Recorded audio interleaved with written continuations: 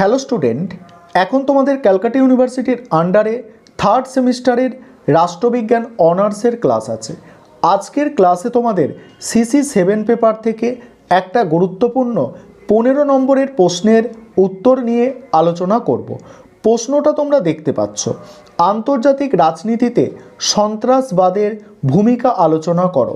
আজকে প্রশ্নের উত্তর অর্থাৎ নোটসটা তোমরা ভালো করে বুঝে নাও।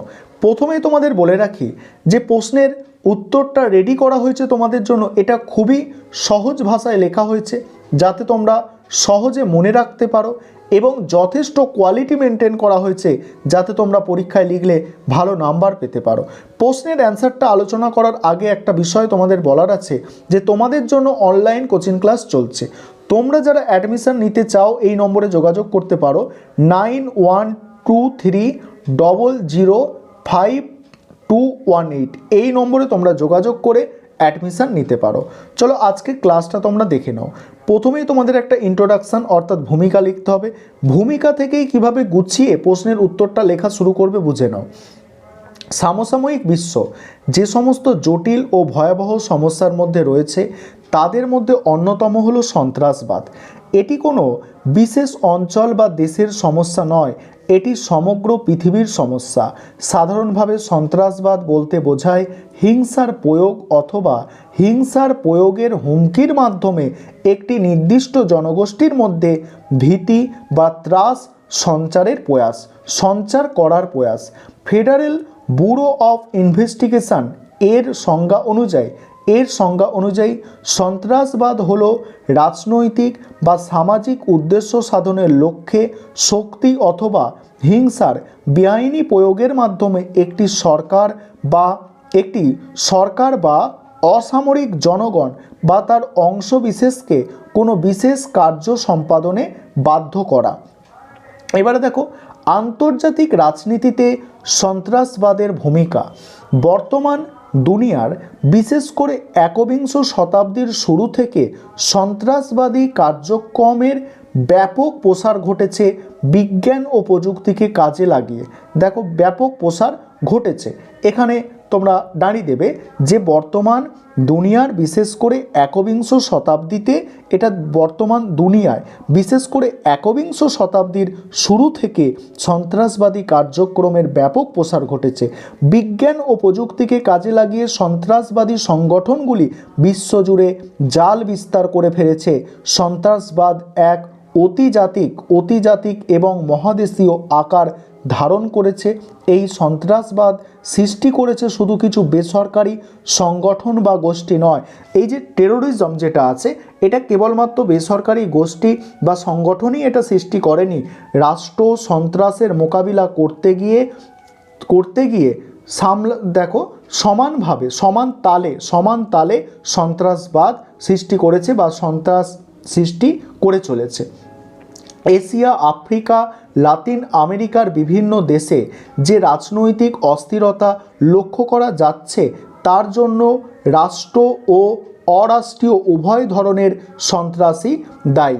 তারপরে কি বলা হচ্ছে দেখো, কোনো বিশ্লেষকের মতে সন্ত্রাস যেমন ছোট বড় সব রাষ্ট্রকেই আতঙ্কগ্রস্ত করে তুলছে, তেমনি উল্টো দিকে বৃহৎ রাষ্ট্রগুলিকে পরস্পরের কাছাকাছি আসার সুযোগও করে দিয়েছে। এখানে কি বলা হচ্ছে দেখো, সন্ত্রাসবাদ জনিত নতুন আন্তর্জাতিক পরিস্থিতিতে বৃহৎ রাষ্ট্রগুলি নিজেদের মধ্যে বিবাদকে উপেক্ষা করে সন্ত্রাসবাদকে মোকাবিলা করার কাজটিকে সর্বাধিক গুরুত্ব দিচ্ছে। অন্যদিকে আতঙ্কগ্রস্ত ক্ষুদ্র রাষ্ট্রগুলি বৃহৎ শক্তিগুলির কাছে আত্মসমর্পণ করাকেই নিজেদের আত্মরক্ষার শ্রেষ্ঠ উপায় বলে মনে করছে।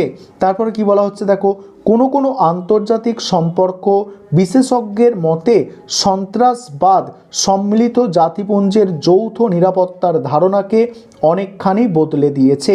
জাতিপুঞ্জের যৌথ নিরাপত্তার নীতি অনুসারে বিশ্বের কোনো রাষ্ট্র আন্তর্জাতিক শান্তি নিরাপত্তা বিঘ্নিত করলে বা কোনো উদ্যত হলে অন্য রাষ্ট্রগুলি সমবেতভাবে আগ্রাসী ও শান্তি ভঙ্গকারী রাষ্ট্রকে নিবৃত্ত করতে যথোপযুক্ত ব্যবস্থা নেবে। কিন্তু কোনো সন্ত্রাসবাদী সংগঠন যখন সন্ত্রাস সৃষ্টির মাধ্যমে বিদ্যমান সুস্থিতি বিঘ্নিত করতে উদ্যত হয় তখন তার বিরুদ্ধে যৌথ নিরাপত্তামূলক ব্যবস্থা কতখানি কার্যকর হবে তা নিয়ে সন্দেহের অবকাশ রয়েছে। কারণ কি? কারণ প্রথমত হচ্ছে সন্ত্রাসবাদী কার্যকলাপ কোনো নির্দিষ্ট স্থানে সংঘটিত হয় না। দ্বিতীয়ত সন্ত্রাসবাদী সংগঠনগুলির বর্তমানে বিশ্বজোড়া নেটওয়ার্ক রয়েছে। তৃতীয়ত কি? শান্তি বিঘ্নকারী কোনো নির্দিষ্ট দেশের বিরুদ্ধে যেভাবে যৌথ নিরাপত্তামূলক ব্যবস্থা গ্রহণ করা সম্ভব, কোনো অজানা অনির্দিষ্ট শক্তির বিরুদ্ধে সেইরূপ ব্যবস্থা নেওয়া সম্ভব নয়। তারপর কি বলা হচ্ছে দেখো, ঠান্ডা যুদ্ধের অবসান এবং সোভিয়েত রাশিয়ার বিপর্যয়ের পরিপ্রেক্ষিতে আন্তর্জাতিক রাজনীতিতে যে একমেরু ব্যবস্থার আত্মপ্রকাশ করেছে তাকে প্রতিস্পর্ধা মানে চ্যালেঞ্জ জানানোর মতো শক্তি আর নেই, এইরূপ ধারণাকে ভুল প্রমাণিত করে দিয়েছে সন্ত্রাসবাদ।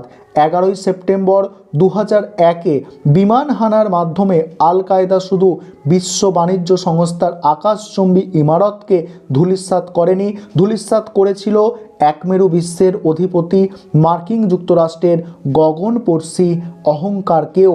এর প্রতিক্রিয়া হিসাবে মার্কিন যুক্তরাষ্ট্র যা করল তা যে কোনো হিংস্র বর্বর জাতিকে লজ্জায় ফেলে দিয়েছে।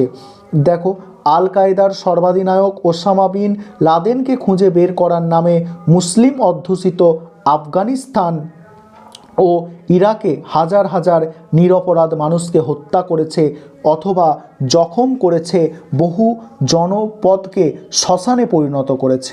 মূল্যায়নে কী লিখবে দেখো, পরিশেষে বলা যায় আন্তর্জাতিক সন্ত্রাসবাদ স্বাধীন সার্বভৌম রাষ্ট্রগুলির প্রচলিত কাঠামোকে বিকল করে দেওয়ার এক ভয়ঙ্কর খেলায় মেতে উঠেছে। সন্ত্রাসবাদী সংগঠনগুলি তাদের বিশ্বজোড়া নেটওয়ার্ককে সম্বল করে সার্বভৌম রাষ্ট্রগুলির উদ্দেশ্যে নিত্য নতুন চ্যালেঞ্জ ছুঁড়ে দিচ্ছে। কখনো কোনো দেশে প্রত্যক্ষভাবে অথবা পরোক্ষভাবে এই সব সংগঠনকে সন্ত্রাস চালানোর কাজে মদদ দিচ্ছে এবং তার ফলে পরিস্থিতি আরও জটিল ও ভয়াবহ আকার ধারণ করছে।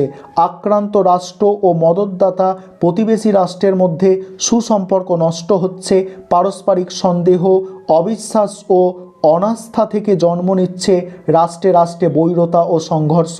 ভারত ও পাকিস্তানের মধ্যে বর্তমানে তিক্ত সম্পর্ক সন্ত্রাসবাদী কাজকর্মের অশুভ পরিণতির একটি উজ্জ্বল উদাহরণ।